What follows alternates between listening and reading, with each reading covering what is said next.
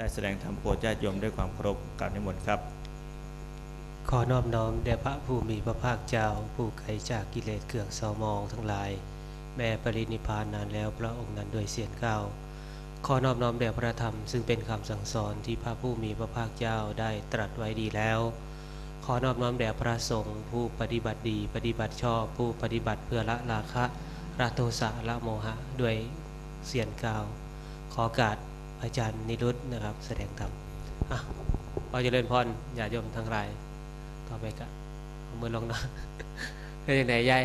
ฟังอาจารย์ประเทศเป็นยังไงฟ้ามันหายใจทางไหนเนาะแต่บ้านไปนอนอยู่ในรถเนี่ยนอนบ่ได้เลยทีนี้เป็นเทศนะอาจารย์มาสุริยะเทศมอนนะเทศดีเนาะจำได้บ่ล่ะประเทศยังไงบ้างจำได้แน่บ่ได้แน่เพิ่นว่าจักเพิ่นว่านะขออนุโมทนานำเนาะต่างคนกันเพิ่นบอกว่าเวลาพระเทศยายพระประเทศเนี่ยคล้ายๆคนเฮ็ดอาหารปรุงอาหารเพิ่นว่านะบางทีนี่บางทีบางลูกเพิ่นก็ปรุงเผ็ดเด้บางลูกเพิ่นก็ปรุงจืดๆนะบางลูกเพิ่นก็ปรุงหวานๆฉะนั้นเฮาเลือกกินเอาเด้อเฮามักรสใดแม่นบ่เฮาอย่าไปกินเบิ่งทุกรสเด้เป็นเบาหวานเด้กินเบิ่งทุกรสนี่แม่นบ่บางทีกินหลายๆก็โอ้ยนะเอาบ่แม่นว่ายิ่งทำมานี่กินแล้วบ่เป็นเบาหวานดอกแต่ว่าถ้ากินเผ็ดกินเค็มกินบ่เลือกนี่มันก็เป็นเบาหวานเป็นโรคไตได้แต่ว่าทำมาลดได้ก็แซ่บลดคือวิมุตติลดแห่งความผลนะอันนี้คือธรรมะฉะนั้นมื้อนี้พระอาจารย์ไปนิมนต์มาโทรไปนิมนต์มาอาตมาก็เพิ่งกลับมาจากโน่นสังไปเทศน์อยู่โน่นสังกลับมาเห็นพระอาจารย์เนี่ยมันก็ถึงบอกมาซอยกันนะแสดงธรรมะแล้วเป็นประโยชน์มาให้นะถือว่ามาโปรยไปธรรมะบันหน้าดอกค่ำนี่บัดไกลๆบัดปลายจริยธรรมนี่ก็มาดูอยู่เมื่อ4-5 ปีที่แล้วมีโอกาสได้มาแสดงธรรมหลังๆก็บ่ค่อยได้มานะแค่แล้วก็ถือว่าเป็นพี่เป็นน้องเป็นพ่อเป็นแม่กันละยายนะเฮามาเนี่ยเฮาถือว่าเฮ็ดหน้าที่ของพระสงฆ์องค์เจ้านะบางทีเคยบอกอยู่ดูไปเทศอยู่ไสก็ตามบอกว่าเวลาคนเฮาเนี่ยถ้าไปอยู่ไสแล้วถ้าบ่รู้จักหน้าที่เจ้าของนะสังคมมันก็เดือดร้อนว่าที่เป็นพระก็ดีโยมก็ดีแม่นบ่ฉะนั้นนี่โยมฟังเลยโยมโหหน้าที่เจ้าของคือโยมต้องฟังเด้ถ้าโยมบ่ฟังแย่เลยนะมื้อนี้นะโอ้หลายได้เนาะประกาศทางสถานีวิทยุฟอร์มมันนี่ 96.5 นะหลายเต็มเฮียนเลยเนี่ยอีกประมาณ80กว่าคนก็ที่ฮอด100อยู่ดอกนี้นะหลายบ่เอาฉะนั้นนี่ก็หลายบ่ได้เกี่ยวแต่อาตมาก็เชื่อได้ว่าบ่แม่นแต่เฮาดอกอยู่เนี่ยบ่อึดคนฟังของสถานี 96.5 95.0 เมกะเฮิรตซ์นี่นะฉะนั้น2สถานีดังนะเชื่อเลยว่าเฮาบ่ได้อยู่แค่นี้คนอยู่ทางบ้านเขาก็ฟังกันเพราะฉะนั้นมื้อนี้ปรารภนะในเรื่องของทำบุญอุทิศหาที่พระอาจารย์มีกระเทศไปแล้วล่ะคนที่เฮาทำบุญอุทิศหาคือคนที่มีพระคุณ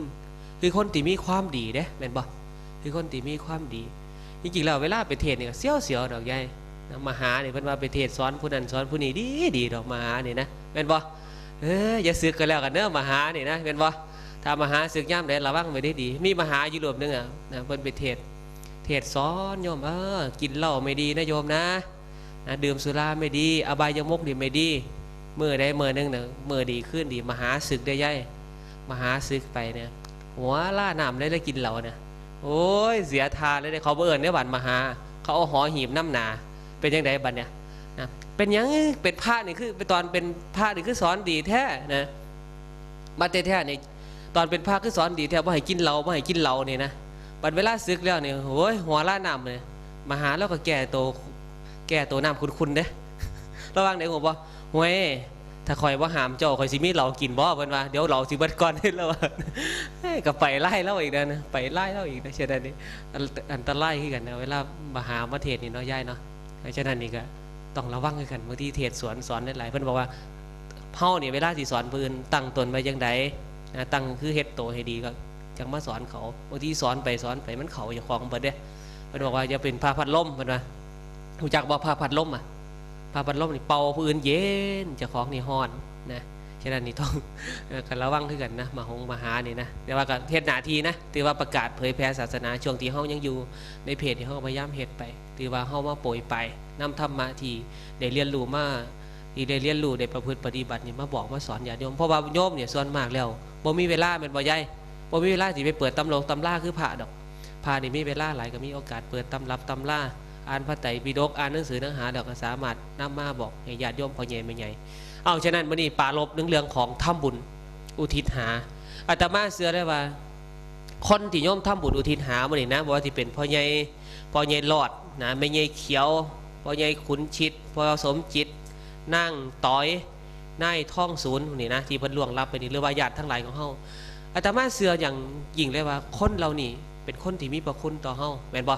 เป็นคนที่มีบุญคุณเป็นคนที่มีความดีฉะนั้นแล้วเนี่ยเฮานึกถึงเพิ่นเนี่ยยายไม่ออกฟังดีๆเด้อคนเฮาเนี่ยถ้าบ่รู้จักบุญคุณคนเนี่ยมันบ่เจริญดอกอาตมาเชื่อเลยเฮาเฮ็ดซุมื้อนี่ยิ่งโยมเฮ็ดเนี่ยบ่ว่าสิเป็นอุทิศหาพ่อหาแม่หาพี่หาน้องหาลูกหาเต้าเนี่ยเฮานึกถึงความดีเขาคือยังเฮากราบพระพุทธรูปเนี่ยบางคนบอกว่าโอ๊ยไปกราบให้หยังพระพุทธรูปเนี่ยมีแต่อิฐมีแต่ปูนนี่คือคนคิดบ่เป็นไปกราบให้หยังพ่อแม่บ่มีบุญคุณไปกราบให้หยังน่ะมีแต่สีมีแต่กระดาษไอ้การที่เฮากราบพ่อกราบแม่ซุมื้อเนี่ยเฮากราบพระพุทธรูปเนี่ยเฮาบ่ได้กราบสีเฮาบ่ได้กราบปูนเฮาบ่ได้กราบอิฐเฮากราบหยังไม่ออกเฮากราบคุณเด้กราบถึงคุณของเพิ่นจังสิมากราบให้หยังพระเนี่ยมีแต่ธาตุสีดินน้ำลมไฟมีแต่รูปมีแต่น้ำมากราบหยังกราบถึงคุณธรรมกราบพระสงฆ์องค์เจ้านะเฮาบ่ได้กราบที่ว่าบ่ได้กราบที่โตที่ตนว่าเพิ่นถ้าบ่ได้กราบที่ธาตุดินธาตุสีดินน้ำลมไฟเฮากราบพ่อกราบแม่เฮาบ่ได้กราบที่สีกราบที่กระดาษแต่ว่ากราบถึงคุณงามความดีของเพิ่นนี่เขาต้องคิดจังซี่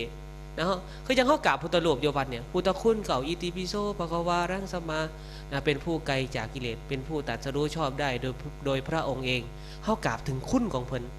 ฉะนั้นแล้วมื้อนี้โยมอาตมาเชื่อว่าโยมหลายๆคนที่เฮ็ดงานนี่ขึ้นมาเพื่อหยังเพื่อที่ระลึกถึงคุณงามความดีของเพิ่นแสดงออกถึงอย่างใหญ่แสดงออกถึงความกตัญญูกตเวทีแสดงออกถึงความเคารพในคุณของเพิ่นบุคคลใดก็ตามที่บ่มีความกตัญญูกตเวทีต่อพ่อต่อแม่ต่อพี่ต่อน้องนะต่อคนทั้งหลายที่มีบุญคุณเพิ่นบอกว่าแม้แต่ต้นไม้ต้นน้อยๆมันก็ยังมีบุญคุณนะมีบุญคุณกับเฮามันก็ยังให้ออกซิเจนแก่เฮาต้นไม้ให้ความชุ่มชื่นกับทุกชีวิตนกตัวน้อยนิดให้เสียงเพลงแก่โลกล่าดอกไม้น้อยให้ความชื่นบานตาแม้ต้นหญ้าก็ยังให้ออกซิเจนแล้วตัวเราเกิดมาในโลกนี้ทำสิ่งดีอะไรให้โลกเห็นมีแต่กินเที่ยวเล่นเท่านั้นหรือที่ทำเป็นไม่ดีเด่นกว่าบรรดาต้นหญ้าเอ่ยชีวิตของคนเฮาเนี่ยถ้าเฮาบ่มีศีลบ่มีธรรมบ่มีคุณธรรมบ่มีคุณงามความดีเฮากับบ่ชีวิตเฮากับบ่สู่แค่ต้นหญ้าต้นเดียวต้นหญ้าต้นน้อยๆมันก็ยังให้ออกซิเจนแก่เฮาฉะนั้นแล้วต้นไม้ต้นหญ้าต้นน้อยๆต้นไม้ต้นน้อยมันก็ยังมีบุญคุณเฮาแหละไม่ออกเฮานั่งอยู่ตึกเตียบางคนเนี่ยบ่เชื่อข้อมพ่อข้อมแม่เด้บ่เชื่อพี่บ่เชื่อน้องบ่เคารพผู้หลักผู้ใหญ่อยากเฮ็ดหยังลุกอำนาจความอยากของเจ้าของลุกอำนาจกิเลสของเจ้าของก็เลยเฮ็ดให้เจ้าของนี่เฮ็ดกรรมที่บ่ดีมื้อนี้แต่มาเดินทางไปเทศน์อยู่โน้นสังเว้าเรื่องบ่คุณพ่อบ่คุณแม่นี่ล่ะนั่งไห้กันหลายรายเลยมื้อนี้นะเพราะว่าหยังบางทีบ่แม่นนั่งไห้เพราะว่าตากแดดได้ไม่ออกมื้อนี้เพิ่นกางเต็นท์ไว้เนาะไปนั่งผ้ากระหอนบ่ฟ้าบ่แม่นเพิ่นไห้ย้อนตากแดดโดนบ่แม่นมันโดนมันบอกว่ามันโดนเด้บางทีนี่เทศน์บางทีมันคุณลูกเต้าซุมื้อนี่บางทีแต่มาเบิ่งนะบ่ได้ว่าผู้ใดผู้หนึ่งนะเฮาก็เคยผิดพระที่เว้านี่บางทีเคยผิดต่อพ่อต่อแม่ได้ย่ายซุมื้อนี่แต่มาบ่มีพอแล้วเห็นพ่อออกเห็นพ่อใหญ่แม่ใหญ่นี่นะเห็นผู้ชายนี่เพิ่นเข้าวัดนี่ฮักเพิ่นนะโอ้แต่พอเฮาอยู่คือจังสิดีเนาะพอเฮาสิได้เข้าวัดเข้าว่านึกถึงไปแล้วเอาคืนบ่ได้แล้วเอาคืนบ่ได้เพราะว่าหยังมันตายแล้วถ้ามานี่ก็เปิดอาลาแต่แล้วแม่นบ่นะจริงๆแล้วตอนที่เฮาเนี่ยไม่ออกฟังดีๆนะลูกหลานก็ดีพ่อแม่ปู่ย่าตายายก็ดีคนหรือว่าคนที่อยู่ทางบ้านก็ดีฟังอยู่ในตอนเนี้ยผู้ใดมีพ่อมีแม่ผู้นั้นเป็นคนที่โชคดีจังใดเพราะว่าพ่อแม่เนี่ยเปรียบเหมือนพระอรหันต์ของลูกเปรียบเหมือนพระที่อยู่ในบ้านคนซุมื้อเนี่ยบางทีเนี่ยทำบุญหลายไปน้ำวัดน้ำว่าเฮ็ดน้ำบุญเฮ็ดบุญว่าสันอยู่วัดนี่โอ้ยขนเข้าไปขนของแต่ว่าพ่อแม่อยู่บ้านบ่ค่อยสนใจเพิ่นสิอยู่สิกินบ่ค่อยสนใจสิฮ้อนปานใดพัดลมดีๆก็บ่เคยซื้อให้แอร์ดีๆก็บ่เคยติดให้นะฮอดวันแม่วันแม่วันสำคัญดอกไม้งามๆดอกไม้งามๆสิ่งดีๆบ่เคยเอามาให้เพิ่นนะแต่ว่าพระว่าสันอยู่วัดเนี่ยเฮ็ดว่าสันเฮ็ดจนว่าของหล่นวัดหล่นว่าบ่แม่นว่าบ่สนับสนุนให้โยมทำวัดทำบุญอยู่วัดนะแต่ว่าคนที่เฮาจะเฮ็ดคนแรกเลยที่เฮาจะต้องดูแลคือพ่อคือแม่เฮาคำปากพ่อแม่นี่นักเกิงธรณีไผผู้ย่องแย่งนบสุหิงห่วงไผผู้ย่องแย่งนบสีหงเฮืองมือหนาอย่าได้ว่าจ่าตาลสองเขือน้ำตาลังบาปทอฝ่าเว้นหายทอเป็นดินพุ่นเด้ความปากพ่อแม่เว้าความเราลงสอนลูกเอ้ย ให้ห้ำห้อนค้อนขึ้นคอยคะนิ่งมโนนอมถนอมจันจมแต้มอย่าโซ่เซ่ล้วนลวงย้อนเพิ่นห่วงหักเจ้าเอาความดีซอยสางอย่าว่างตื่อตอนค่ำขั้นเป็นลูกลวงลำเลื่อยเถิดถูไถไปซ่าซ่ายเสส่วนมวนมั่วเบิดมือถือแต่โตโกงเล่นกินกันซ่าหยาฟินดมเก่าวินมิงหมอยค่อยความจุกโซฟาสีผ้าเปื่อยปวนตายเพิ่นบอกค่ำปากพอแม่นี่มันหนักเพิ่นบอกหนักจังไหนโยมมันศักดิ์สิทธิ์นะแต่มากกล่าวว่าเลยค่ำปากพอเนี่ยพอแม่มันศักดิ์สิทธิ์จังไหนบางทีพ่อแม่เบาไปเนี่ยอาตมาเชื่อเลยว่าพ่อแม่ด่าลูกที่พระอาจารย์เพิ่นเบานะไอ้ร้อยป้อยลูกด่าลูกเนี่ยบ่มีเจตนาที่จะให้ลูกเนี่ยเสียหายดอกแต่ปล่อยด่าเพราะความรักนะแต่บางทีเนี่ยบางคนเนี่ยนะแต่มาพ่อแม่เบาให้ตายสอนให้ตายนะบางทีเนี่ยบ่สำนึกเพิ่นนึกบอกว่าทุกข์ของพ่อแม่เนี่ยมันมีอยู่3อย่าง1บ่มีลูกทุกข์บ่ย้ายบ่มีลูกโอ้ยอาตมาบวชมาโดนเห็นมาหลาย8-9 ปีบวชเข้ามาคนบ่มีลูกนี่บางทีมาขอน้ำพระเด้จักเป็นพระที่ไปซอยได้จังได๋แม่นบ่อาจารย์เฮ็ดจังได๋สิมีลูกเอามาปรึกษาพระอีกพระก็งงเนี่ยเอาสิมีลูกน้ำเจ้าบ่บ่มีลูกสิมันเรื่องหยังมาปรึกษาพระเพราะว่าหยังย้ายบ่มีทางออกมาบ่มีลูกเฮ็ดจังได๋เฒ่ามาแล้วนี่ผู้ใดสิเลี้ยงโอ้ยบ่มีผู้ใดเลี้ยงมาหานี่จะสิบิณฑบาตเลี้ยงดอกพุ่นนะก็เว้าจังซี่ล่ะนะสิบิณฑบาตเนี่ยมาจำศีลอยู่พี่ล่ะมีหลายคนเด้นะเมื่อปีนี้ไปอยู่วัดนะอาตมานี่มีโยมผู้นึงไปอยู่วัดคือกันล่ะอยู่วัดก็ฮักนะฮักคือพ่อคือแม่นี่ล่ะมันก็ให้เฮ็ดเวียกเฮ็ดงานบิณฑบาตมาเหลือก็ให้กินน้ำกันนะเลี้ยงได้นะอาหารที่พาสาระไปแล้วนี่ก็เพิ่นก็กินได้บางทีก็บอกให้ฟังโอ้ลูกซุมื้อบ่รู้จักความนะอาจารย์มีเงินมีทองมันบ่เคยใส่เงินเอาเงินใส่มือใส่เอาเงินทองนี่ใส่มือพ่อมือแม่มันได้เท่าไหร่มันเก็บเบิดนะบัดเวลาเงินเดือนผมออกกัน500มันเอาเบิดเป็นว่าเงินเดือนผู้เฒ่ายังกินนี่ที่ยิ้มนี่เสร็จเด้อนี่แม่นว่าใหญ่ฉะนั้นเนี่ยเขาบอกว่าข้ามปากพ่อแม่หนักเกินธรณีไผผู้ย่องแย่งนบสีหงเครื่องเมือหนาผู้ใดเสื้อข้มพ่อข้มแม่นี่ลุงเรื่องเนี่ยย้อนโยมพุทธเจ้าตรัสไว้นี่มิตังสาธุรูปานังกตัญญูกตเวทิตาความกตัญญูกตเวทีเป็นเครื่องหมายของคนดีตกน้ำบ่ไหลตกไฟบ่ไหม้คนมีคุณงามความดีคือความกตัญญูนะที่อาตมาบอกว่าพ่อแม่นี่ทุกข์หลายเพราะว่าอย่างบ่มีลูกทุกข์ไปขอลูกผู้อื่นมาเลี้ยงลูกผู้ใดมันก็บ่คือลูกนิสัยเจ้าของดอกอาตมาเสียแต่ว่าถามว่าฮักบ่มีหลายคนนะฮักแต่ว่าบางทีเนี่ยนะมันรู้สึกว่าถ้าเฮามีลูกสักคนนะเป็นนอเนื้อของเฮาเป็นเลือดเนื้อของเฮามันก็คงสิดีเอาไว้ใส่ยามแก่เฒ่าหวังให้เจ้าเฝ้ารับใช้เวลาเฒ่าเวลาแก่ก็หวังลูกเต่าเด้มาบีบมาหนวดมาโฮมมาตุ่มกันสุขพ่อมีเขากินสุขพ่อมีแผ่นดินอยู่สุขพ่อมีคูนอนน้ำสุขพ่อมีเงินค่ำเต็มไทยสุขพ่อมีเฮือนหลังใหม่ม่งฝ่าแผ่นกระดานสุขพอมีลูกหลานหลายมานั่งเฝ้าเห็นบ่สุขพอเฒ่าแก่แล้วได้เขาวัดฟังธรรมมันว่าบางคนเนี่ยนอนเจ็บป่วยอยู่ในเปรอยู่ในเตียงแต่ว่าพอเวลาลูกมาซื่นหมอกอไม่แก่ขึ้นมาโอ้ยหายเลยบางคนน่ะยาใจได้นั่นลูกอ่ะยาใจที่ดีเลยแต่ว่าโอ้ยบางคนเนี่ยบ่เป็นหยังหลายดอกนะบ่ได้ป่วยบ่ได้หยังแต่ว่าได้ยินข่าวว่าลูกบ่ดีลูกไปก่อกรรมทำเวรกับผู้อื่นเป็นคนเก่งมาเลยเกเรเป็นยังไงจากที่สบายเศร้าใจเสียใจจากที่จะอายุยืนอายุสั่นจ่อยมันมาบั่นทอนจิตใจนะนี่คือพ่อแม่นะพ่อแม่นี่ฮักหลายฮักลูกแต่มากกับเสือแล้วบ่มีพ่อแม่ผู้ใดที่บ่ฮักลูกบ่มีลูกทุกแต่ว่าทุกตัวนี้หายได้บ่ไม่ออกได้ต้องอาศัยอย่างอาศัยเวลานะเนี่ยเห็นบ่ปันไปเลยเห็นบ่พ่อแม่นอนบ่หลับได้เนี่ยที่มันแปนนี่เป็นบ่บางทีนี่พ่อแม่เห็นลูกสตาร์ทมอเตอร์ไซค์ไปโอ้ยนอนบ่รับกับบ่สนิทถาลูกย่ำได้ลูกสีมาเห็นบ่ทุกพอบ่มีลูกก็ทุกอย่างที่2ทุกพอลูกตายโอ้ยบวชมาโดนบ่โดนบ่ได้ดอกว่า8-9 ปีนะเห็นหลายไม่ออกมีศพนึงนะเนี่ยอยู่จังหวัดมหาสารคามเนี่ย2-3 ปีเมื่อปี2 ปีต่อมาไปอยู่เจองานศพงานนึงเห็นแล้วสลดสังเวชใจใหญ่มักไปบอกให้เล็กน้อยให้ใบรุ่นฟังว่าเนี่ยพระอาจารย์เคยไปพ่อนะพ่อยังไดซื้อรถมอเตอร์ไซค์ให้ลูกนะหมาญี่ปุ่นนี่แหละช่วงนั้น Honda Wave มันกำลังดีมันกำลังดังไปเปลี่ยนท่อใหม่ปาดเบาะใหม่เป็นบ่สายตาย่ำในก็มีแต่ตายมันก็สมพื้นมันก็สมความมุ่งมั่นปรารถนามันคือกันละเพิ่นเนี่ยแต่ว่าพ่อแม่เนี่ยบ่ได้อยู่นำนะไปอยู่พูนไปอยู่ภาคใต้กรีดยางอยู่มือนึงลูกก็ขี่มอเตอร์ไซค์นี่ละหนาวสิละนะช่วงกฐินเนี่ยช่วงไปใกล้สิปีใหม่นี่ย่ายหนาวเนี่ยออกไปมันก็ขี่บ่แห้งดอกนะก็แค่บ่ให้เขาแซงได้เท่านั้นแหละประมาณจัก120นี่แหละใส่กับปานไปนะบัดไปบ่เป็นไดย่ายบัดไปซื้อของบ่บัดนี้บัดกลับมานี่ที่มันโผล่เพแล้วมันค นะมันมีรถเทรลเลอร์เนี่ยจอดไว้อยู่หน้าบ้านเขาเนี่ยมันก็จักอีมาอีแบบใดนะมันก็คิดว่ารถมอเตอร์ไซค์มันคงสิแรงคือได้บ่นะคิดว่ารถเทรลเลอร์นี่คงสินิ่มๆนะมันก็ใส่ออกปังเดี๋ยวนะคนอยู่ในบ้านนี่แตกตื่นบัดเลยออกมาเบิ่งเนี่ยตีลังกานะเขาบอกว่าตีลังกาม่วนหางเนี่ยตีลังกา3ตลบปันนักยิมนาสติกพุ่นแล้วเว้ยไปตีลังกาบ่เป็นหยังใหญ่บ่เป็นหยังคนเบิ่งโทรทัศน์ตั้งอยู่ตั้งเฮียนน่ะบ่เป็นหยังดอกแต่ว่าหมอนี่มันตาย ไอ้คนนั่งเบิ่งโทรทัศน์อยู่นี่ว่าเป็นหยังแต่ว่าหมอนี่มันตายค่าทีเลยนะไปเบิ่งศพเป็นไงแต่มาไปเบิ่งศพใหญ่โอ้ยเบิ่งบ่ได้ขาแขนนี่บิ๊บเขาเบิดขนาดเขาเย็บแผลได้ดีเบิ่งบ่ได้นะแต่มาไปรดน้ำศพไอ้เฮาไปเบิ่งนั้นบ่ปานใดดอกไอ้แม่พ่อแม่ที่อยู่ทั้งภาคใต้น่ะขี่เครื่องบินมาในชีวิตก็บ่เคยขี่เครื่องบินจักเที่ยแต่ว่าลูกตายเฮ็ดจังได๋สิฟ้าวมาตอนนั้นเครื่องบินมาลงกรุงเทพนะหลังจากกรุงเทพลงขอนแก่นอีกต่อรถมาข้าวเดียวฮอดพอเห็นโล่งศพลูกเนี่ยว่างอยู่ตรงเมนเนี่ยยายเป็นล่มจังเท่าไหร่เทีย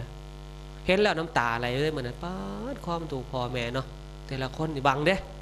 ยามแก่เท่าหวังให้เจ้าเฝ้ารับใช้ยามป่วยไข้หวังให้เจ้าเฝ้ารักษาถึงเมื่อคราวจะตายวายชีวาหวังลูกยาคอยปิดตาขาสิ้นใจหวังว่าลูกเนี่ยจะไม่ปิดตาพอปิดตาแม่หวังว่าลูกเนี่ยเวลาเขาแก่เขาถอมาแล้วลูกสิเลี้ยงลูกสิดูแลเอาไปเอามาเบิดไปแล้วลูกบ่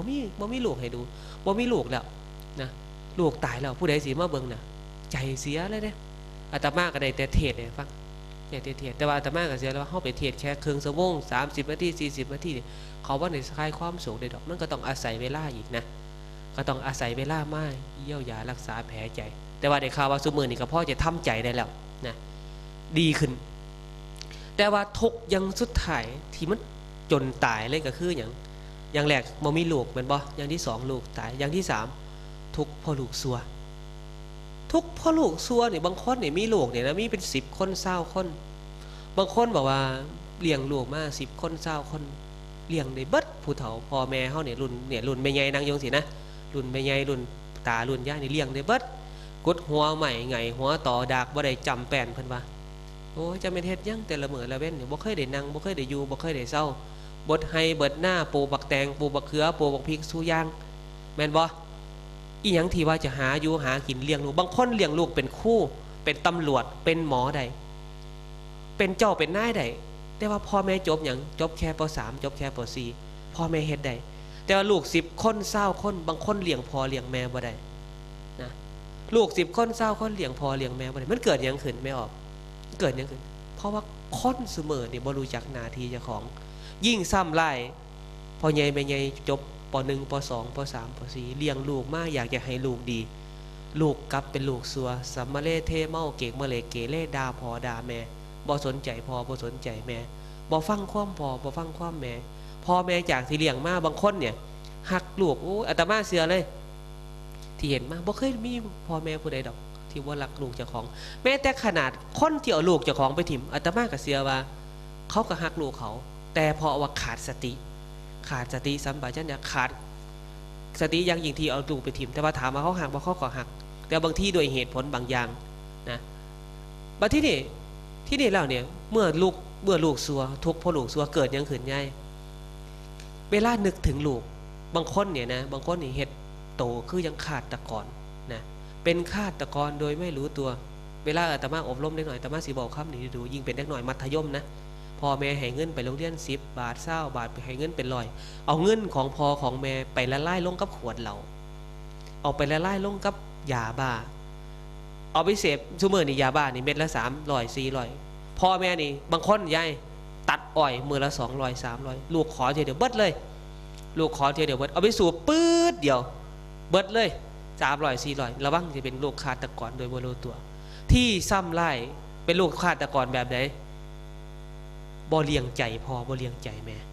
นะเลี้ยงแต่กายอย่างเดียวให้แต่เงินแต่ท่องปนเปื้อเงินท่องอย่างเดียวหรือบางคนซ้ำไล่บ่ปนเปื้อพ่อแม่บ่เคยให้เงินใส่แม่แต่เงินเดือนเพิ่นเดือนละ500เอาไปกินเบิดแม่นบ่บางคนนี่นะโอ้ยแม่เอามาได้เงินเดือนออกแล้วไปพุ่นน่ะบางคนน่ะเวลาแม่สิไปวัดเจ้าสิไปเฮ็ดหยังวัดอ่ะพุ่นไปเลี้ยงร้านให้ก่อยพุ่นบางคนนี่นะเป็นจังซั่นก็มีเด้บ่เลี้ยงใจพ่อบ่เลี้ยงใจแม่นะฉะนั้นแล้วนี่เฮาเนี่ยเวลาเฮาอาตมาถึงบอกว่าเฮามีพ่อมีแม่นี่โอกาสดีโยมโอกาสดีที่เฮาจะได้เลี้ยงเพิ่นตอบแทนคุณเพิ่นบางคนเนี่ยเลี้ยงลูกมา มือหน่อยๆที่แม่เคยดมใส่มือเจ้าของนี่ไปตีแม่ไปตบพื้นใส่แม่นะไปกระแทกกระทันเนี่ยระวังไว้ดีๆบางคนนี่ใส่ตีนนะขอโทษนะใส่ตีนหน่อยๆที่แม่เคยดมแม่เคยหอมทนุบำรุงเอาตีนไปกระทืบเท่าใจเอาตีนหน่อยๆที่เพิ่นเคยดมเนี่ยไปกระทืบแปนไปกระทืบเฮี้ยนไปถ้ำเพิ่นไปหยันเพิ่นนะเห็นพ่อแม่เฒ่าแก่มาแล้วนี่เห็นเพิ่นเป็นหัวหลักหัวต่อตรงนี้ระวังไว้ดีๆถึงบอกว่าคนทุกมื้อนี่ถ้าฮู้จักคว่ำนะฟังความพ่อความแม่ดูแลพ่อแม่เลี้ยงกายเลี้ยงใจอาตมาเสียเลยจะเลิศลูกเรื่องแน่นอนที่ซ้ำหลายยายใส่ปากนะคนเฮาเนี่ยใส่ปากที่เคยดูดหัวนมแม่นะเคยดูดหัวนมแม่เคยกินนมเคยกัดหัวนมเพิ่นเนี่ยเอาปากน้อยๆนี่ไปด่าพ่อด่าแม่เจ้าของนะฉะนั้นแล้วนี่ถึงบอกว่าบางคนทุกข์พอว่ามีลูกสัวนี่มันทุกข์ไปตลอดชีวิตจนว่ากระทั่งตายจากกันแม้แต่ตายจากกันบางคนนี่ตายตาก็บ่หลับนอนตายตาบ่หลับเด้เพราะว่าอย่างคิดน้ำลูกหลายว่าลูกเจ้าของบ่ได้ดีมีได้หลายคนเนี่ยเคยได้ยินนะพ่อแม่สิตายปุ๊บฝากลูกไว้กับเพื่อนโอ้ยเบิ่งลูกข่อยเด้อลูกข่อยมันซัวลูกข่อยมันไม่ได้ดีนะบางคนเป็นขนาดนั้นนะมีเรื่องเว้าใหญ่นะเรื่องของพ่อของแม่นี่แหละในเรื่องของลูกเนี่ยมีครอบครัวอยู่ครอบครัวหนึ่งเนี่ยนะมีลูกอยู่2 คนนะลูกอยู่2 คนเนี่ยพอตายแล้วเหลือแต่แม่ผู้เดียวแม่นี่หาบของเลี้ยงลูกนะหาบของเลี้ยงลูกชายใหญ่เนี่ยเรียนจบเลยเด้เรียนจบป.6 นะเรียนจบป.6 น้องนี่เรียนอยู่ป.3 นะพอเรียนจบป.6 แม่บอกว่าบ่ต้องเรียนได้บ่นะให้มาเลี้ยงลูกให้มาเลี้ยงน้องซอยกันทวงน้องเรียนอีกก็แต่ว่าลูกผู้ใหญ่นี่เรียนเก่งนะแต่ว่าก็ฟังข้อแม่บ่เรียนก็บ่เรียนพ่อบ่เรียนแล้วก็เลยออกไปเฮ็ดงานไปเป็นกระเป๋ารถเมล์กระเป๋ารถน้อยๆนี่เฮ็ดงานขยันขันแข็งซอยแม่ได้เงินมาส่งให้แม่เบิดนะอยู่ไปประมาณปีเดียวนะอยู่ไปประมาณปีเดียวไปคบหมู่บ่ดีเด็กน้อยผู้นี้นะไปคบหมู่บ่ดีก็เลยไปติดยานี่บ่ให้แม่รู้นะติดยาบ่ให้แม่รู้จากที่เคยมีเงินบ่ได้ส่งเงินให้แม่แล้วบ่ได้เอาเงินให้แม่เอาไปเอาไปกินก็ยาบ้าเอาไปเสพยาบ้าแม่ก็บ่ได้ถามดอกคนเป็นพ่อเป็นแม่แต่มาก็เชื่อเลยว่าคนเป็นพ่อเป็นแม่บ่อยากได้หยังกับลูกดอกแต่ว่าหวังให้ลูกดีหวังให้ลูกได้เลี้ยงเจ้าของให้มันกลุ่มพ่อแล้วแม่ก็บ่ถามผ่านไปประมาณครึ่งปีนะแม่ก็บ่รู้นะว่าลูกเจ้าของติดยามื้อนั้นกลับมาบ้านนะผ่านไปหา6 เดือนกลับมาบ้านนะแม่เห็นลูกก็ดีใจนะอ๋อลูกหลานเป็นจังได๋มาแต่ไสนี่บ่เห็นหน้าจักเที่ยแม่ก็บ่ได้ถามหาเงินดอกก็บอกว่าโอ้ยงานมันหลายนะงานยากนำงานนะแม่ก็เลยถามว่ากินข้าวแล้วไปนะถามลูกก็บอกว่าได้กินข้าวไปขึ้นไปกินข้าวเดี๋ยวถาน้องจะข้าวเดี๋ยวน้องก็เลิกโรงเรียนน่ะขึ้นไปย่อมนะพอดีน้องกลับมาจากโรงเรียนพอดีพ่อน้องกลับมาอย่างแล่นๆขึ้นไปทั้งอ้ายทั้งน้องขึ้นไปกินข้าวแม่นี่ทอดปลาทูไว้2 ตัวนะแม่ทอดปลาทูไว้2 ตัวทอดปลาทูเห็นปลาทูกับเขาหม้อน้อยๆหม้อนึงน้ำพริกถ้วยนึงทั้งน้องทั้งอ้ายพากันนั่งกินปลาทูข้างนี่พริกข้างนั่นพริกเหลือแต่หัวปลาทู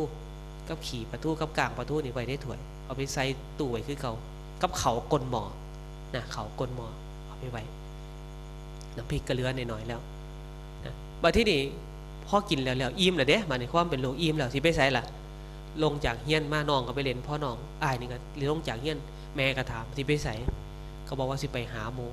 เห็นบ่อิ่มแล้วคิดฮอดผู้ใดอิ่มแล้วคิดฮอดหมู่เวลาหิวคิดฮอดไปเวลาหิวคิดฮอดพ่อคิดฮอดแม่ลงเฮือนไปพอลงเฮือนไปแม่เนี่ยเฮ็ดงานอยู่ข้างล่างเฮ็ดขนมอยู่เห็นว่าลูกกินอิ่มแล้วขึ้นไปถึงเฮือนไปเปิดตู้กับข้าวออกเห็นหัวปลาทูที่ลูกเจ้าของกินอยู่2 หัวกับขี่ปลาทูเนี่ยกับเขาบ่กี่ค่ำกับเขาบ่กี่ถ้วยตักเขาใส่ถ้วยนั่งกินแม่ก็บ่จมลูกชายไงเนี่ยลืมของไว้กลับมาแลนขึ้นไปถึงเฮือนไปเห็นภาพแม่เจ้าของนั่งกินเขากับหัวปลาทูยายไปเห็นภาพแม่เจ้าของนั่งกินเขากับหัวปลาทูแค่นั้นแหละนึกถึงภาพทุกครั้งที่แม่บอกว่าไปซะไปลูกไปกินเขาแม่บ่ทันได้หิวดอกไปกินก่อนแม่ถามแม่ก็บอกว่าบ่ทันได้หิวไปกินซะไปทุกครั้งที่เรากินเขาไว้แสดงว่าบางทีเนี่ยปนถ้วยเดียวเหลือไว้เหลือแต่หลายถ้วยนะปลาเหลือแต่กลางปลาเหลือแต่หัวปลาไว้แม่เฮาก็ต้องกินได้จังซั่นแต่ว่าพอแต่ว่าแม่นี่บ่เคยจมได้เห็นแค่นั้นประมวลภาพทั้งเบิดที่เจ้าของเฮ็ดบ่ดีน้ำแม่เนี่ยน้ำตาของลูกผู้ชายเนี่ยมันไหลออกมารู้สึกสำนึกผิดว่าเจ้าของผิดไปแล้วฟ้าวแล่นไปกราบแม่เจ้าของบอกขอโทษแม่ว่าลูกผิดไปแล้วนะขออภัยขอโทษขออภัยก็เลยสารภาพว่าเจ้าของนี่ติดยาแม่ก็เลยขอลูกว่าถ ถ้าติดยาก็เป็นคนใหม่ได้บ่ตกลงกันสุดท้ายซุมื้อนี้ได้ดีได้ยายได้ดิบได้ดีนี่เป็นพนักงานอยู่บริษัทกิฟฟารีนี่นะโยมผู้นี้นะเป็นแผนกคอมพิวเตอร์เรียนทรงเจ้าของจนจบรามคำแหงแล้วก็ส่งน้องเรียนสุดท้ายก็ได้ดิบได้ดีเพราะว่าหยังเพราะว่าหัวปลาทู2หัวที่ไปเห็นแม่นางกินแต่ว่าเฮาทั้งหลายลูกเต่าที่ฟังอยู่ทั้งบ้านนะหรือว่าโยมที่ฟังอยู่ทั้งนี้เฮาบ่ต้องรอให้เห็นภาพนั่นดอกอาตมาเชื่อเลยว่าคนเป็นพ่อเป็นแม่เนี่ยบ่มีผู้ใดแสดงความอ่อนแอให้ลูกเห็นแม้แต่น้ำตาหยดเดียวก็บ่อยากให้ลูกให้เต่าเห็นเพราะว่าญาติลูกนี่ตกใจญาติลูกลำบากใจแต่ว่าคนที่เป็นลูกเป็นเต่าก็ต้องรู้ว่าหน้าที่ของเฮาเนี่ยที่จะต้องเฮ็ดน้ำบ่อน้ำแม่มันมีหยังเพิ่นบอกว่าถ้ำของลูกหาขอให้เอาทั้งหาอย่างอย่าได้ว่างละถิ่มถือไว้อย่าได้เศร้าเพิ่นเน่าน้ำเอิญว่าคำแพงลูกอีแม่ประพฤติดีแท้ๆทำหาอย่าสิลืม1เพิ่นเลี้ยงเฮาใหญ่แล้วให้เลี้ยงเพิ่นแทนคุณคนเสมอเลี้ยงพ่อเลี้ยงแม่เนี่ยเลี้ยงแต่ทางกายปนเปื้อแต่เงินปนเปื้อแต่ทองหาทรัพย์สมบัติให้เพิ่นแต่ว่าบ่เคยเลี้ยงใจเพิ่นเคยถามบ่แม่กินข้าวแซ่บบ่เป็นจังไดบ่สบายปวดแข้งปวดขาดีขึ้นแล้วไปบางคนบ่เคยถามบ่เคยสนใจหอดบ้านปิดประตูนอนเฉยบ่ได้สนใจพ่อแม่สิเป็นจังไดถามว่าพ่อแม่กล้ารบกวนบ่กล้าดอกอาตมาก็เชื่อเพราะว่าหยังญาติลูกรู้สึกรำคาญเจ้าของญาติลูกรู้สึกบ่ดีกับเจ้าของนะฉะนั้นแล้วนี่เพิ่นเลี้ยงเฮาใหญ่แล้วให้เลี้ยงเพิ่นแทนคุณจะเลี้ยงกายอย่างเดียวให้เฮาเลี้ยงใจนำบางคนเนี่ยอาตมาเชื่อเลยว่าบางคนเนี่ยสิอายุบ่ยืนนะได้ข่าวว่าเจ็บป่วยขึ้นมาพอมีลูกมีหลานมาโฮมมาตุ่มกันจากที่อยู่หมอบอกว่าอยู่อีกบ่เกินปีเดียวอยู่เป็น10 ปีเห็นมาหลายยายมันมียาเด้มันมีโอสถมันมียาใจเป็นใหญ่ใจเป็นประธานพุทธเจ้าบอกฉะนั้นแล้วเนี่ยคนที่เลี้ยงพ่อแม่นี่มันต้องเลี้ยงทั้งทางกายทางใจ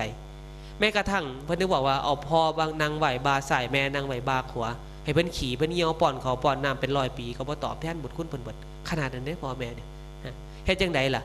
เฮ็ดให้เพิ่นบ่มีศีลบ่มีธรรมให้เพิ่นมีศีลมีธรรมให้มีโอกาสเข้าวัดประพฤติปฏิบัติดึงเพิ่นขึ้นมาจากสิ่งที่เพิ่นเฮ็ดบ่ดีเนี่ยคือการตอบแทนบุญคุณพ่อแม่เฮ็ดให้มันได้นะพยายามเลี้ยงใจเพิ่นเอาใจเพิ่นเพิ่นว่าผู้เฒ่าเนี่ยบางทีเนี่ยพ่อแม่เนี่ยนะทุกคนน่ะนะแต่มาเสียเลยบ่ได้ต้องการยั่งจากลูกต้องการแค่ว่า1อยากให้ลูกเป็นคนดีเลี้ยงเจ้าของได้บ่เป็นภาระของสังคมนะลูกซุมื้อนี่ต้องรู้จักหน้าที่ของเจ้าของเพิ่นเลี้ยงเฮาใหญ่แล้วให้เลี้ยงเพิ่นแทนคุณ2ให้อุดหนุนการงานซอยมือของท่านเวียกงานต่างๆให้หน้าสาโทกิจการต่างๆที่พ่อแม่เฮ็ดพยายามส่วนตีนส่วนมือเพิ่นให้ได้นะให้เหตุการณ์งานซอยมือของท่าน3ให้เจ้ายกย่อไว้วงศกุลพ่อแม่บางคนนี่ข้อนี้สำคัญเด้ไม่ออกโยมที่ฟังอยู่ทางบ้านโยมที่ฟังอยู่ทางนี้นํนะเฮาเนี่ยบ่รักษาวงศกุลเฮาก็อย่าไปทำลายบางคนพ่อแม่เคยเข้าวัดเคยมีศีลเป็นคนมีศีลมีธรรมอุปถากวัดว่าอารามเป็นคนเคารพครูบาอาจารย์อย่างง่ายๆเนี่ยยังโยมเนี่ยอาตมาเสียว่าเลยโยมเจ้าภาพเนี่ยเฮ็ดงานตรงนี้ขึ้นมาเฮ็ดเพื่อหยังอนุเคราะห์ญาติพี่น้องได้ฟังเทศน์พระอาจารย์นิรุตเอาวิทยุมาออกนิมนต์ครูบาอาจารย์มาเทศน์ให้ฟังถามว่าโยมที่เฮ็ดจังสีได้เข้มแข็งพอสมควรนะต้องผ่านกระแสยังโมเมนต์หน่อยๆคำผู้นั้นคำผู้นี้นะคำบอกต่างๆหน้าเฮ็ดยังจังซั่นสิแต่ว่า1เราบ่ได้นึกถึงโตเราผู้เดียวเรานึกถึงญาติพี่น้องนึกถึงลูกหลานว่าพ่อแม่พาเฮ็ดตรงนี้ไว้นะต่อไปเนี่ยลูกหลานเห็นประโยชน์พากันเฮ็ดนี่คือวงศกุลนี่คือสิ่งที่เป็นเฮ็ดปฏิบัติให้เบิ่งพอไปปฏิบัติให้เบิ่งลูกเต่ามีสติปัญญาลูกเต่าบ่ลืมความพ่อความแม่เนี่ยพอเฮ็ดจังซี่ไปปุ๊บเนาะพ่อแม่เฮาพาเฮ็ดแบบนี้เนาะบ่มีเหล้าบ่มียานิมนต์พระสงฆ์องค์เจ้ามาเฮ็ดบุญในเรื่องของศาสนาพุทธที่พุทธเจ้าเพิ่นสอนให้มันถูกตามทำนองคล้องธรรมเนี่ยรักษาวงศกุลเด้ถ้าเฮาบ่รักษาเฮาก็อย่าไปทำลายบางคนเนี่ยพ่อแม่เคยเป็นท่ายกวัดเคยเข้าวัดฟังเทศน์ฟังธรรมมีศีลมีธรรมพอมาถึงรุ่นลูกรุ่นหลานเป็นจังไดตัดขาดเบิดบ่เอานะคือยังลูกเศรษฐีโยมนะมีลูกเศรษฐีอยู่4 คนเนี่ยแต่พ่อแม่เราก็บ่ปานใดดอกนะบ่เลี้ยงลูกบ่ดีบ่สอนลูกสอนหลานนะให้แต่ลูกสัมมาเลเทเมาสุดท้ายมีทรัพย์เป็นโกดมีทรัพย์เป็น80 โกดกินเหล้าเบิดกินเหล้าเข้าหน้ารี่สุดท้าย80 โกดบ่พอเอาทรัพย์เขาเมียอีก80 โกดเบิดแอดแสดใหญ่ตายทีแล้วตกนรกพร้อมเห็นบ่ย้อนว่าหยังย้อนว่าบ่พ่อแม่ก็บ่ได้สอนไว้ นะอันนี้พ่อแม่เขาสอนไปนะที่เขาเฮ็ดนี่นะพ่อแม่สอนพ่อแม่บอกไว้เป็นตัวอย่างให้กับลูกกับหลานเป็นสิ่งที่น่าอนุโมทนานะให้ยกย่อไว้วงสกุลพ่อแม่ซีประพฤติดีแท้ๆควรให้สืบป้นมนมั่งสังขยาที่พ่อแม่หามาได้นะที่พ่อแม่เขาหามาเนี่ยว่าที่เป็นรถเป็นล่าบ้านช่องเลือกไรหน้าสาโทอาตมาก็เสือว่าเลยว่าพ่อแม่เนี่ยบ่ได้คิดทอดเจ้าของดอกที่หาอยู่เสมอหาพ่อไผ่ย่ายจะใครผู้ใดให้ลูกเห็นบ่ถ้าว่ามีลูกเนี่ยโอ้ยบุขาสบายแล้วอาจารย์ในสบายเฮ็ดไว้เสมอนี่เฮ็ดพ่อลูกเด้เฮ็ดพ่อลูกมาที่นี่ลูกเต้าเนี่ยก็ต้องประพฤติปฏิบัติตัวให้เหมาะสมกับที่พ่อแม่ไว้เนื้อเชื่อใจซ้ำไล่บางคนนี่นะมรดกชิ้นแรกไม่ออกที่ถามเด้อมรดกชิ้นแรกที่พ่อแม่เฮาให้มาคืออย่างไม่ออกยายเอาอยู่ทางบ้านบ่ต้องโทรเขามาตอบกันเลยนะว่ามีรางวัลไหนดอกนะไม่ออกชิ้นแรกที่พ่อแม่เฮาให้มาคืออย่างยายนี่ร่างกายแม่นบ่ชีวิตเฮาเนี่ยร่างกายเฮาเนี่ยพ่อแม่เฮาให้มาเนี่ยนะซ้ำไล่เด้บางคนเนี่ยพ่อแม่เฮาเนี่ยเอาเฮานอนอยู่ท้องแม่เฮานี่9 เดือนแม่นบ่ตัวแม่สิออกมาโอ้ยเพิ่นบอกว่าคนที่จะออกลูกเนี่ยเปรียบเหมือนคนเนี่ยที่ไปรบในสงครามเพิ่นว่านะบางคนจักสิตายจักสิรอดกลับมาแม่นบ่ยายอ๋อว่าซั่นสมัยก่อนแม่นบ่มีหมอคือสมัยนี้เด้มีหมอตำแยนี่นะมีแต่หมอตำแยกรีดช่องคลอดเลือดไหลบ่มียาที่จะไปยาฉีดยาสลบบ่มียาที่จะไปเฮ็ดให้สมานแผลได้แล้วต้องอาศัยย่างกันว่าซั่นนะเวลาไอ้คลอดลูกมันต้องย่างฟืนย่างไฟกันนะอาศัยตัวนี้เพิ่นต้องบอกว่าสิ่งแรกที่พ่อแม่เฮาให้มามรดกตกทอดที่พ่อแม่เฮาให้มาอย่างแรกก็คือชีวิตเฮาร่างกายเฮาซ้ำไล่บางคนเนี่ยเอาร่างกายที่พ่อแม่ให้มานี่นะเอาไปปนเปื้อเอาเรื่องของอบายมุขเรื่องของเหล้าเรื่องของยาเรื่องของยาสูบก็ดีเรื่องของเหล้าก็ดีเรื่องของเบียร์ก็ดีเอาไปเสพเอาไปเข้าไปในร่างกายเจ้าของเป็นจังไดบัดนี้ได้เสื่อมเลยนะเสื่อมทั้งในร่างกายเสื่อมทั้งร่างจิตใจเสื่อมทั้งร่างกายเสื่อมทั้งจิตใจเจ้าของฉะนั้นแล้วนี่ต้องบอกว่าเฮาให้เฮานี่รักษามรดกตกทอดที่พ่อแม่เฮาให้มาอย่างแรกคือชีวิตร่างกายเฮาดูแลเขาแน่บ่แม่นว่าอาตมาก็เสือเลยพ่อแม่บ่มีแม่ผู้ใดดอกนะมื้อนี้ค่อยท้องแล้วไปเฮากินเหล้าตั้งวงมีบ่ไม่ออกบ่มีดอกเอาสูบยาจะแพ้ท้องสูบยาบ่มีดอกนะน้อยนักน้อยหนานะหักลูกเจ้าของอยากจะให้ลูกเจ้าของเนี่ยนะอยู่มีสุขภาพที่ดีแต่ลูกเต่าเสมอเนี่ยมันบ่ค่อยหักชีวิตเจ้าของเห็นบ่นะก็เลยทำลายมรดกชิ้นแรกที่พ่อแม่เฮาให้มา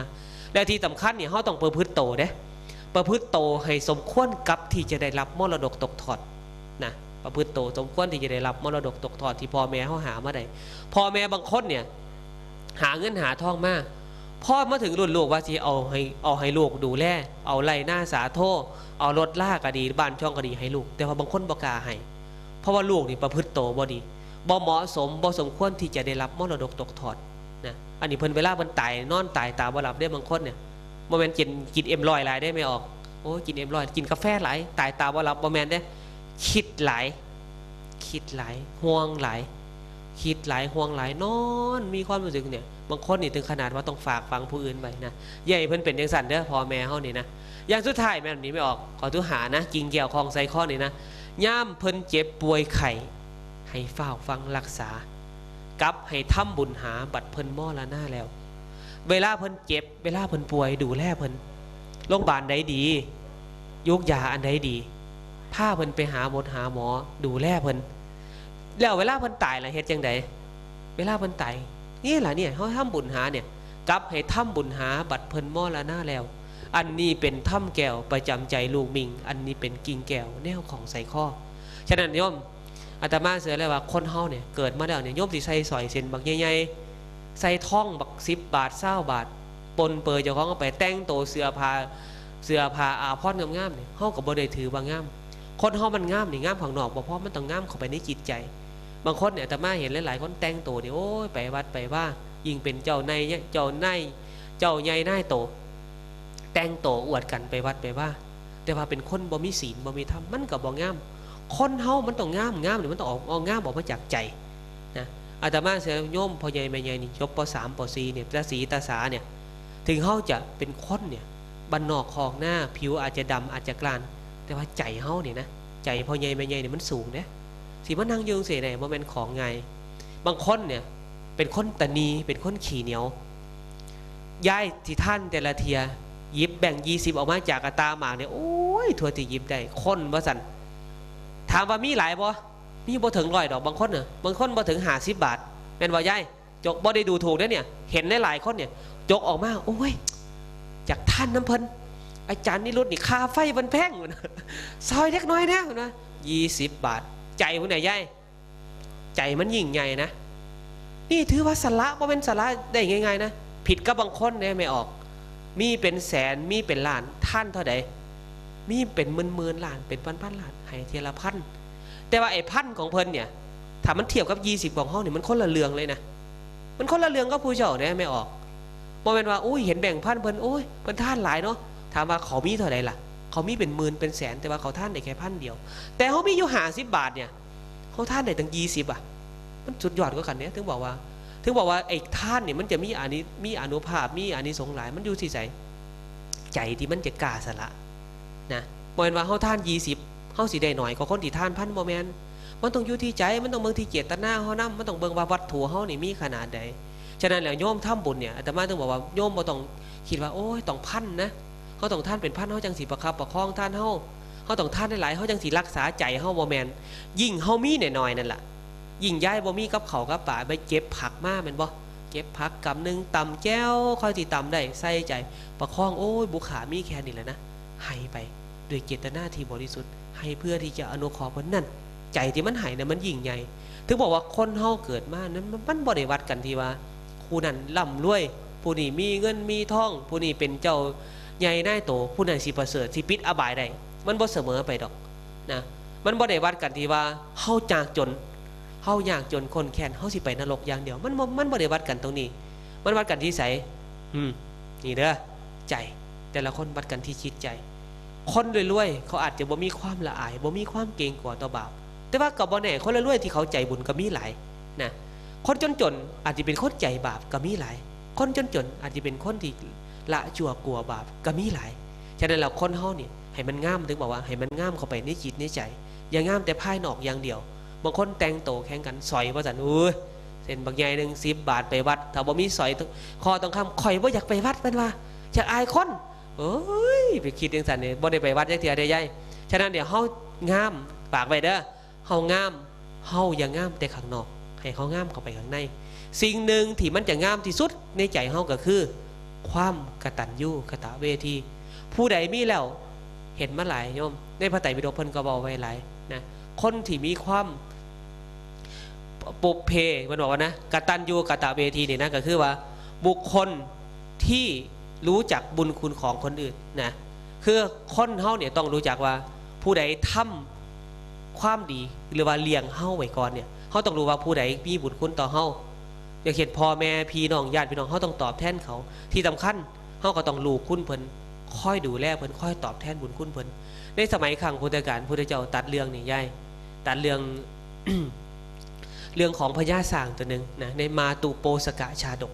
นะพญาช้างตัวเดียวมีแม่เนี่ยเป็นแม่ตาบอดทุกเมื่อเนี่ยพญาช้างตัวเนี่ยนะสิพาแม่เนี่ยไปกินน้ำไปกินใบไผ่ไปกินหญ้ายอดหญ้าได้ที่มันดีน้ำได้ที่สาได้ที่มันใสๆเงาบัวเนี่ยเราสิพาแม่เราไปนะพาแม่ลงไปสาน้ำทูโตให้แม่เงาบัวที่มันหวานนี่เอาขึ้นมาให้แม่กินนะแล้วพอที่นี่ขึ้นจากน้ำแล้วพาแม่เข้าไปในถ้ำถูหลังให้แม่นวดให้แม่ดูแลแม่เพราะว่าแม่เล่าตาบอดมื้อนึงเนี่ยมีนายพรานอยู่คนหนึ่งไปพ่อพญาช้างไปพ่อพญาช้างตัวนี้แหละพญานายพรานตัวนี้ผู้นี้ก็เลยไปบอกพระราชานะมื้อนั้นสั่งมงคลของพระราชาหายก็เลยบอกว่ามีช้างอยู่ตัวนึงเนี่ยเป็นช้างมงคลอยู่ในป่าพระราชาก็เลยพากันไปจับยายไปจับพญาช้างตัวนี้เนี่ยมื้อนั้นเนี่ยละจากแม่ไป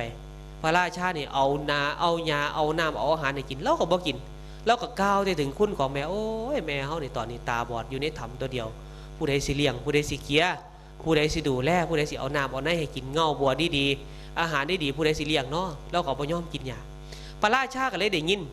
ก็เลยถามว่าสร้างตัวนี้บนหยังเพ้อหยังก็คือเว้าหยังก็เลยโหว่าสร้างตัวนี้คิดฮอดแม่เพราะว่าแม่เล่าตาบอดพระราชาได้สติขึ้นมาป้าทิโทขนาดเฮาเนี่ยเป็นคนแท้ๆเฮ ายังเนี่ยบ่ได้มีความกตัญญูกตเวทีสร้างตัวนี้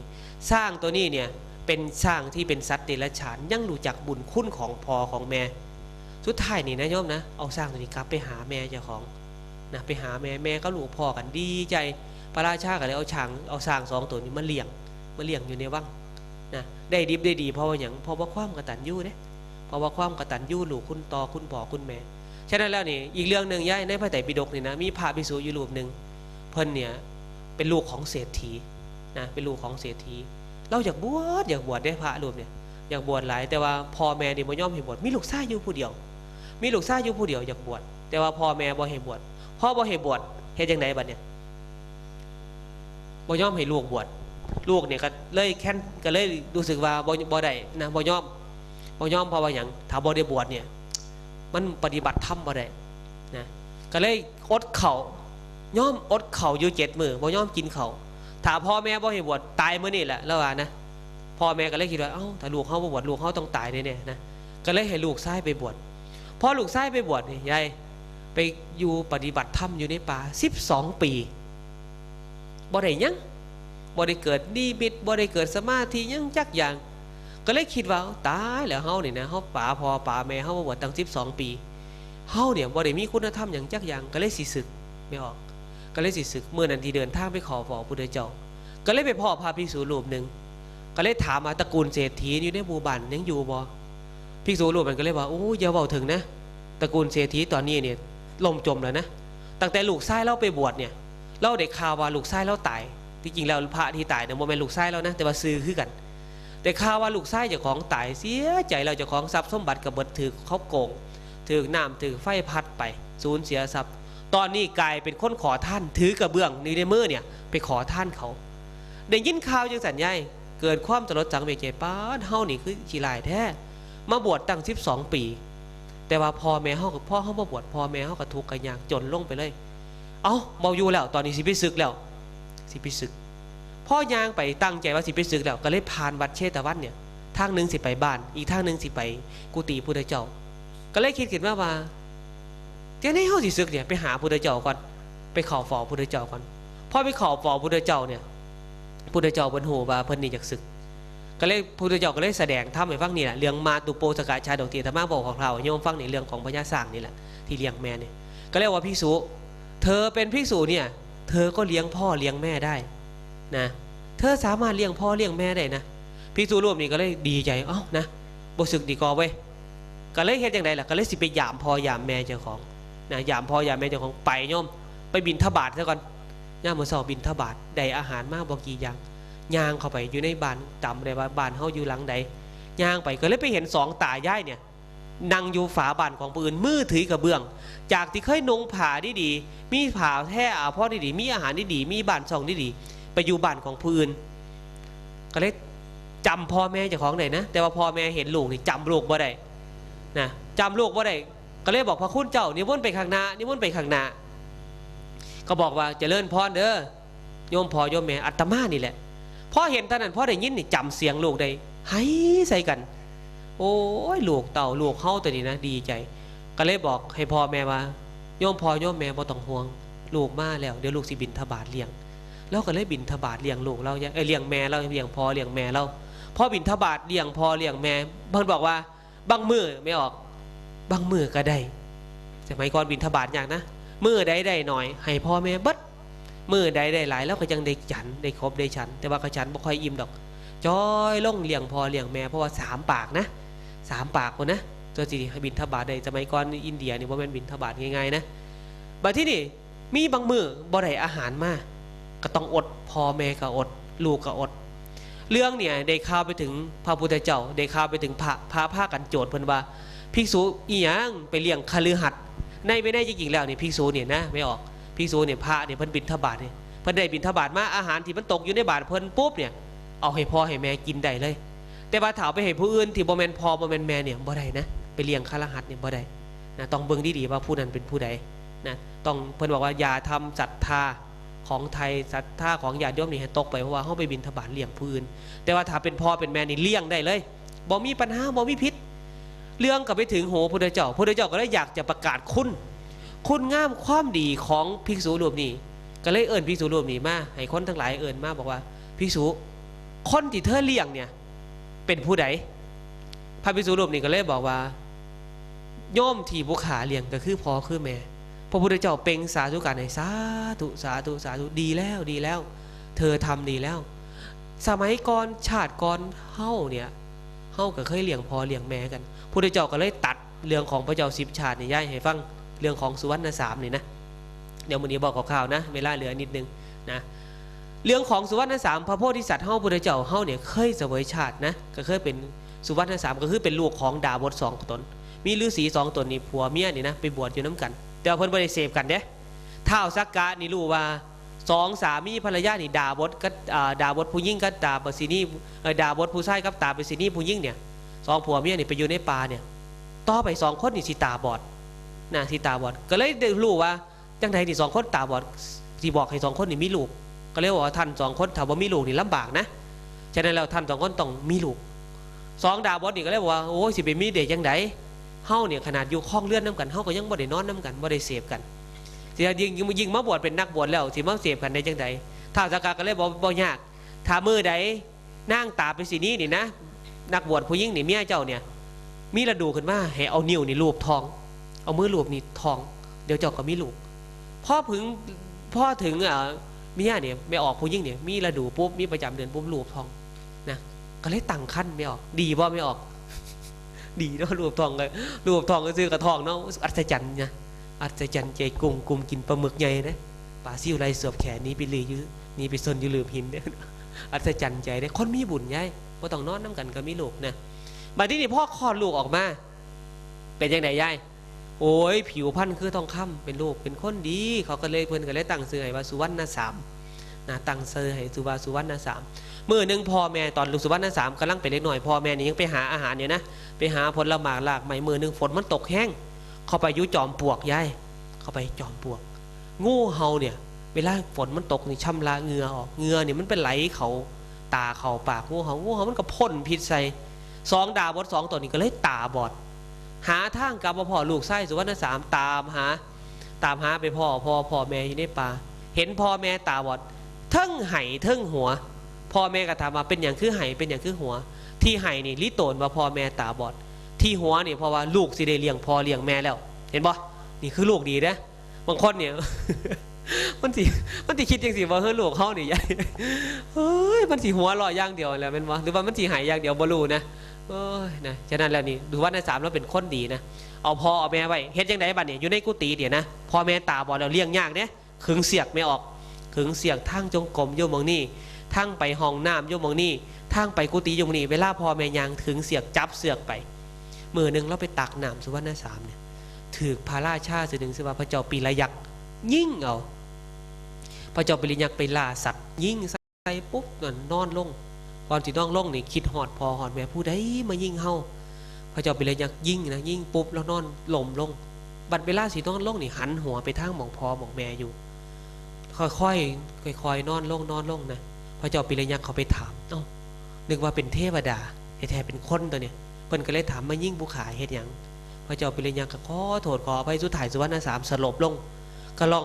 ขอร้องพระเจ้าปีละยักษ์มาผู้ขามีพ่อมีแม่นี่ตาบอดเลี้ยงพ่อเลี้ยงแม่ให้แน่พระเจ้าปิริยักษ์เกิดความเสียใจสลดสังเวชใจเฝ้าไปหาพ่อแม่ของพระเจ้าเฝ้าไปหาพ่อแม่ของสุวรรณสามไปบอกให้ฟังพ่อแม่ของสุวรรณสามนี่ขอพระเจ้าปิริยักษ์ว่าขอให้พาไปเบิ่งลูกได้บ่พระเจ้าปิริยักษ์นี่พระราชานี่นะก็เลยพาไปพ่อไปเฮ็ดจังได๋ยายตอนนั้นสุวรรณสามเขาได้ตายนะแต่ว่าพระราชาปิริยักษ์นี่ฮู้ว่าบ่รู้ว่าสุวรรณสามบ่ได้ตายนึกว่าตายแล้ว2 พ่อแม่เนี่ยหัวเมียเนี่ยนะพ่อแม่ของสุวรรณสามก็เลยตั้งสัจจาว่าจะลูกบุกขาเป็นคนดีประพฤติปฏิบัติธรรมนะเลี้ยงพ่อเลี้ยงแม่ด้วยธรรมขอสัจจาว่าจะขอความดีของลูกของบุกขาเนี่ยให้ลูกบุกขาฟื้นบอกแค่นี้แหละย่ายนะ2 ผัวเมียบอกปุ๊บพลิกซ้ายพลิกขวามีนั่งฝ่าอยู่คนหนึ่งชื่อว่านั่งพระสุนทรีเนี่ยเป็นแม่ของสุวรรณสามในชาติที่7มาตั้งสัจจาธิษฐานว่าตั้งแต่สุวรรณสามเกิดมาอยู่เนี่ยฮักสุวรรณสามหลายด้วยสัจจาว่าจะด้วยความดีของสุวรรณสามนี่ขอให้สุวรรณสามนี่ฟื้นขึ้นมาด้วยความดีนะลูกนี่ฟื้นขึ้นมาได้ไม่ออกสุวรรณสามจากที่ ถือลูกสอนอาบยาพิษยิ่งเนี่ยคิดว่าสิตายแล้วด้วยความดีด้วยสัจจะว่าจะด้วยค้ำปากพอค้ำปากแม่ก็เลยเฮ็ดให้ลูกนี่ฟื้นได้แต่นั้นแล้วค้ำปากพอแม่นี่นักเกิงธรณีเด้อไผผู้ย่องแย่งนบสีหงเฮืองเมื่อน่ะยาเด็กว่าจ่าตานสองเขือน้ำตาลัง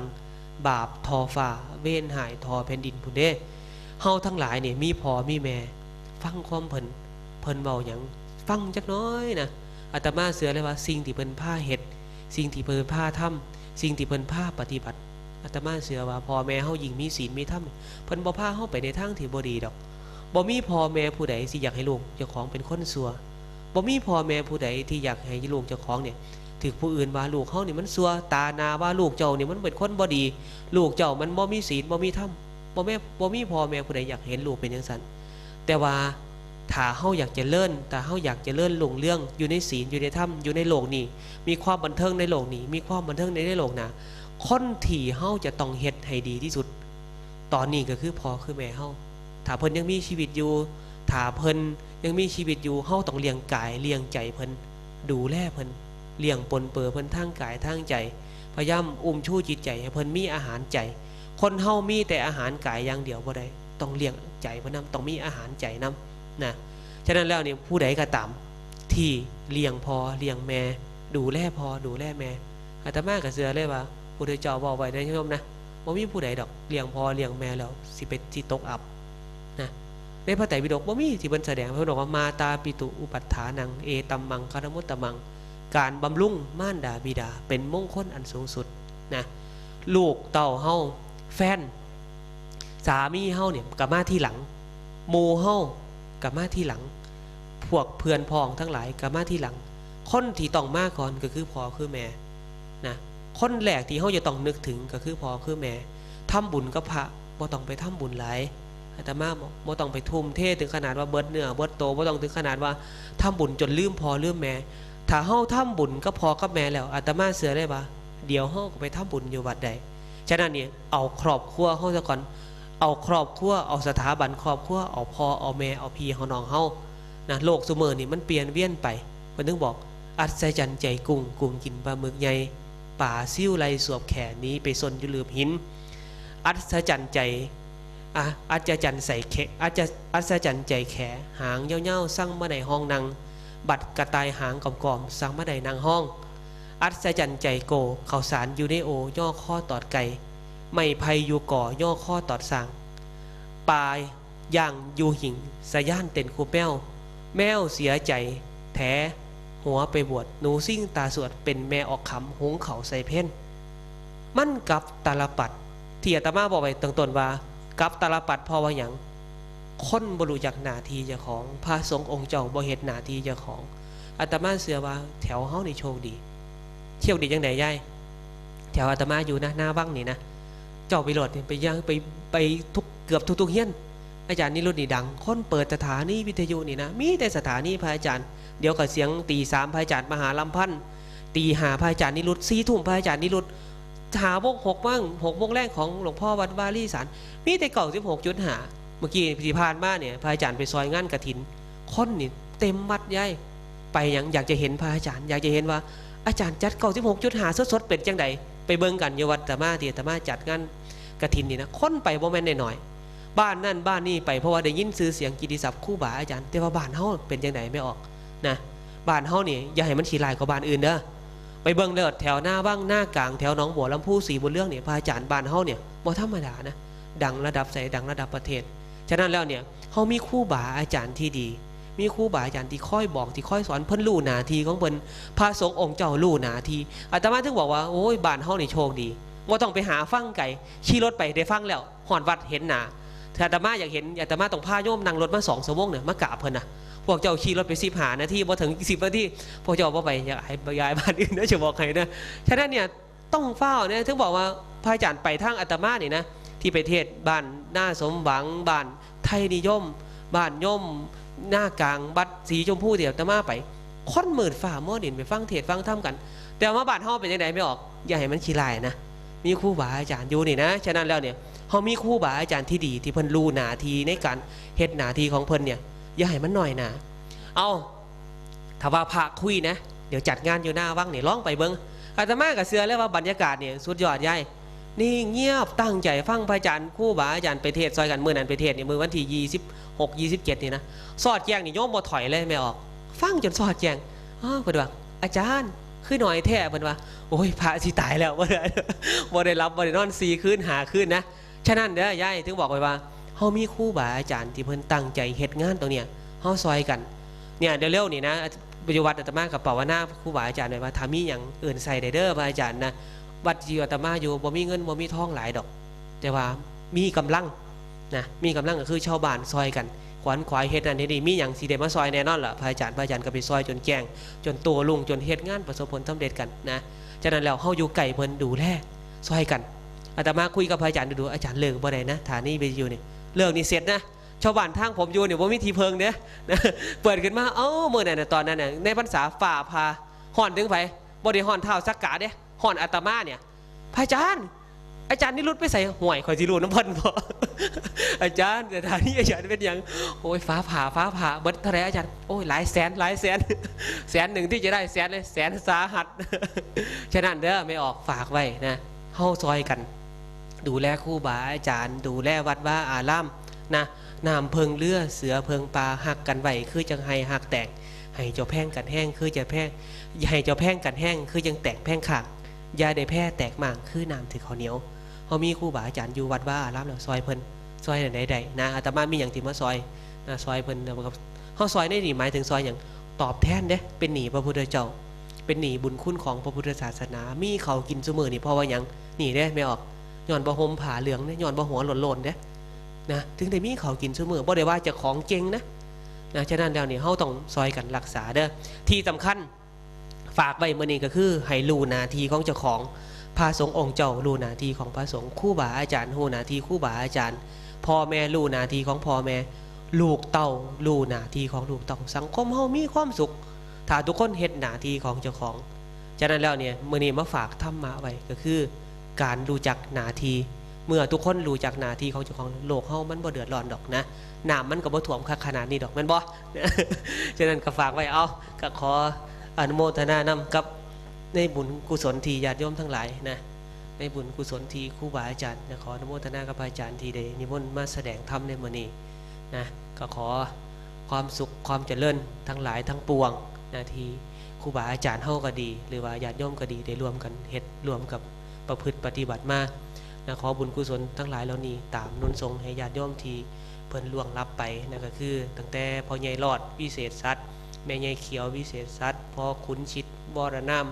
นายสมจิตวรนามแล้วก็นางต่อยวรนามนายทองศูนย์วรนามนะที่เพิ่นล่วงลับดับขันแล้วก็ญาติทั้งหลายของเฮาพ่อแม่ปู่ย่าตายายขอบุญกุศลทั้งหลายจงเป็นพลวาปัจจัยหนุนนำให้ท่านทั้งหลายเหล่านั้นถ้าท่านทั้งหลายตกทุกข์ได้ยากประการใดก็ขอให้มาอนุโมทนาในบุญกุศลที่เฮาเฮ็ดแล้วขอให้เพิ่นทั้งหลายพ้นจากความทุกข์ทั้งหลายทั้งปวงถ้าท่านทั้งหลายเหล่านั้นมีความสุขแล้วก็ขอให้มีความสุขยิ่งขึ้นไปแล้วก็ขอบุญกุศลทั้งหลายที่พวกเฮาทั้งหลายได้ประพฤติปฏิบัติมาทั้งในอดีตแต่ชาติจนถึงปัจจุบันในชาตินี้ขอมาเป็นกุศลหนุนทรงให้เฮาทั้งหลายเป็นผู้ที่มีความสุขทั้งในทางโลกและก็ทางธรรมยิ่งขึ้นไปปรารถนาทิ้งใดที่เป็นไปโดยชอบที่ประกอบไปด้วยธรรมแล้วใส่ขอความปรารถนาของท่านทั้งหลายจงพันสำเร็จขอให้เป็นผู้ที่ปราศจากทุกโศกโรคภัยอุปัตถวะอันตรายทั้งหลายทั้งปวงทุกท่านทุกคนขอเจริญธรรมสาธุสาธุสาธุ